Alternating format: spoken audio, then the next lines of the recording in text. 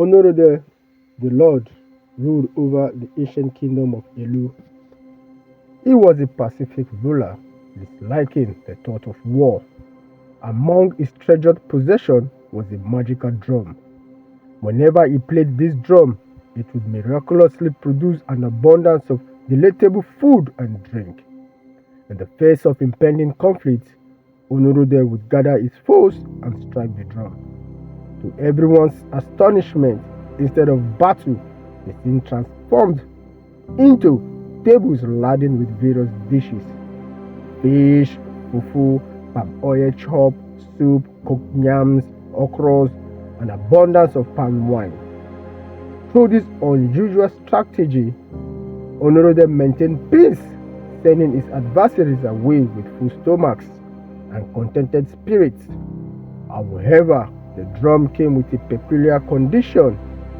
If its owner stepped over a fallen tree or walked across a stick on the road, all the conjured food would spoil, and a group of 300 masquerade men would appear to punish the drum's owner and the invited guests.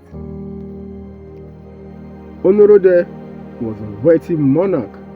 He possessed numerous farms, hundreds of slaves, a considerable stock of camels on the beach, and ample portions of palm oil. Additionally, he had 50 wives who were all robust and healthy, excellent mothers who bore many children, contributing to the prosperity of the king's household. Periodically, the king extended invitations to all his subjects, even invited wild animals like elephants, hippos, leopards, bush cows, and antelopes to his grand feast. In those times, there was an amicable coexistence between humans and animals, and they attended this gathering without harm. People, animals alike, invited in the king's magical drum, but Honorode staunchly refused to part with it.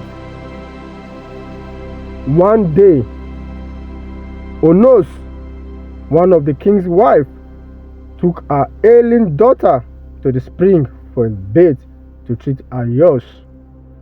Painful sores covering her body. While she bathed her child, a tortoise perched on a palm tree overhead, cutting nuts for his midday meal. One of the nuts fell in front of the child, prompting her to cry for it. Unaware of the nut's origin, the mother gave it to her daughter. The tortoise, spotting this, descended from the tree and inquired about its missing palm nut. Onos explained that she had found it on the ground and given it to her daughter, inadvertently inciting the tortoise's plan to claim the king's drum. He accused her of stealing his food, a grave offense in the native custom, and threatened to report her to the king. Onos brought the tortoise to her husband and related the incident. The king offered compensation in the form of money, clothes, carnets, and palm oil, but the tortoise declined each offer. Instead, he pointed to the king's drum, expressing his desire for it. The king reluctantly agreed, omitting to mention the drum's unfortunate consequences when stepping over a fallen tree or stick on the road. The tortoise triumphantly brought the drum home, believing it would provide him and his family with endless supply of food and drink. His wife and children rejoiced, and they requested him to use the drum immediately to alleviate their hunger.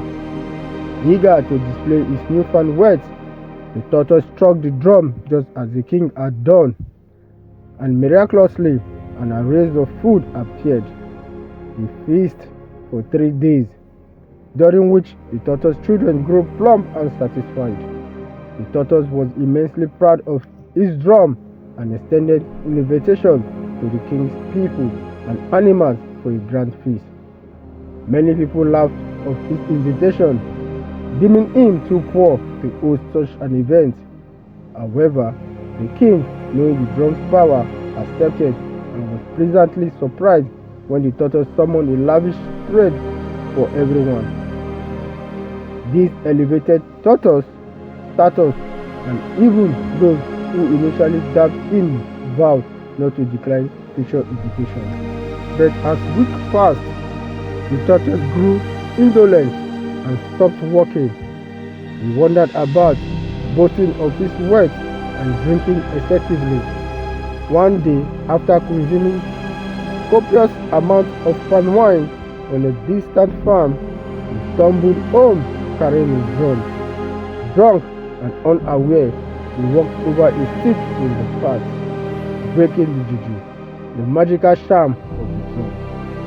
Unaware of the consequences, he tossed the drum into a corner and fell asleep. Upon waking, the tortoise, famished, attempted to summon food for his family using the drum. Instead, the house filled with masquerade men who beat him and his wife and children mercilessly.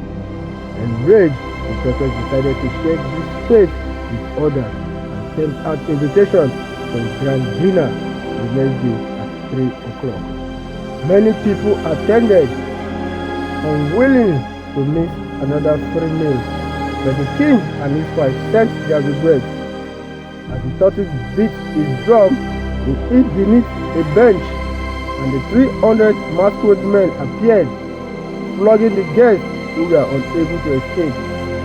The beating continued for 2 hours, and the attendees endured severe punishment, some needing assistance to return home.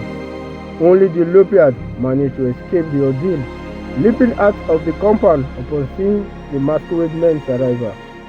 Satisfied with the punishment inflicted, the tortoise approached the door and released the guests, causing the masquerade men to disappear. The beaten people were furious and confronted the tortoise, prompting him to decide to return the drum to the king the next day. He approached the king and proposed an exchange for the drum, offering slaves, farms, clothes, or rods in return. The king declined but offered him a magical fufu tree instead. The tree bore fruit once a year but daily dropped fufu and soup. The condition was to gather food for the day only. The tortoise accepted, returned home with his wife, and collected enough fufu and soup for the day. They celebrated that night, but one greedy son grew curious about the source of the food. When he questioned his father, the tortoise refused to reveal the secret.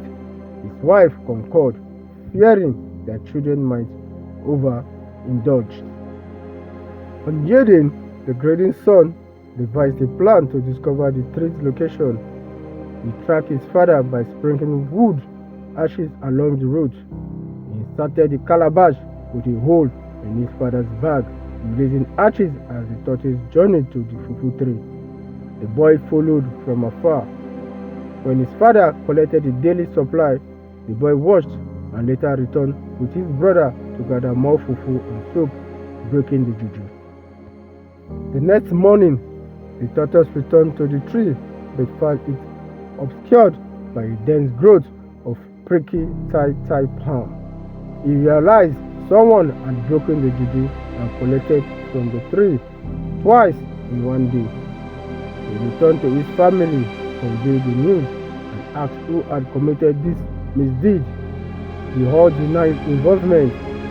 The tortoise, crestfallen, led them to the site, now covered in prickly tai palm. He resignedly declared that they must henceforth subsist on the tai palm, and to this day the tortoise are commonly found dwelling under prickly tai palms, a primary source of sustenance.